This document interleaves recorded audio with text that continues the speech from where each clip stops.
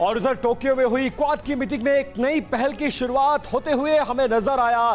शिक्षा, स्वास्थ्य, अंतरिक्ष और समुद्र की दिशा में बढ़ने का संकल्प लिया है क्वाड देशों ने। समुद्री गतिविधियों पर नजर रखने के लिए साझेदारी बढ़ेगी। क्वाड देशों के जो राष्ट्राध्यक्ष हैं उनकी मुलाकात में यह बात सामने आई है। स्पेस डेटा शेयरिंग में भी सहयोग करेंगे क्वाड देशों के सदस्य और इसका प्रण भी इस बैठक में लिया गया है। और 2 दिनों से यह बैठक जापान की राजधानी टोक्यो में चल रही है।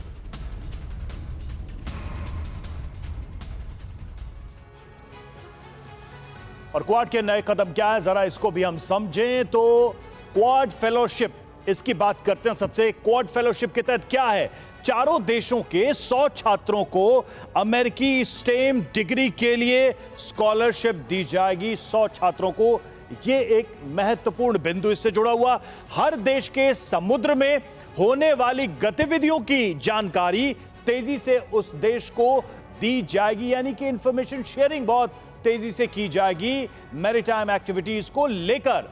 क्वाड देश इंडो पैसिफिक क्षेत्र में 257 मिलियन कोविड वैक्सीन का डोज दे चुके हैं। कोरोना में एक बड़ी भूमिका पहले ही निभा चुके हैं। यह बता रहा है कि किस तरीके से आपसी सहयोग का विस्तार पहले ही बहुत हुआ है। और भारतीय हेल्थ सेक्टर को बूस्ट करने के लिए $100 मिलियन मिलेंगे।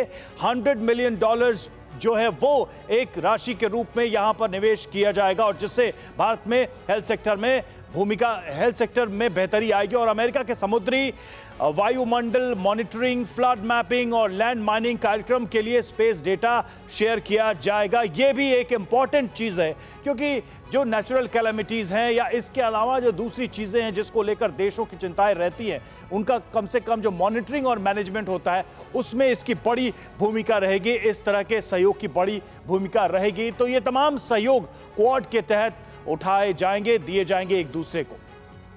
परवाह देश की, सोमवार से शुक्रवार रात 10 बजे TV9 भारतवर्ष पर।